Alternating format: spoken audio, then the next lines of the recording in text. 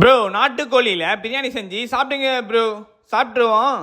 நான் நாட்டுக்கோழியில் பிரியாணி சாப்பிட்டதே இல்லை, கடையில் கூட சாப்பிட்டது இல்லை.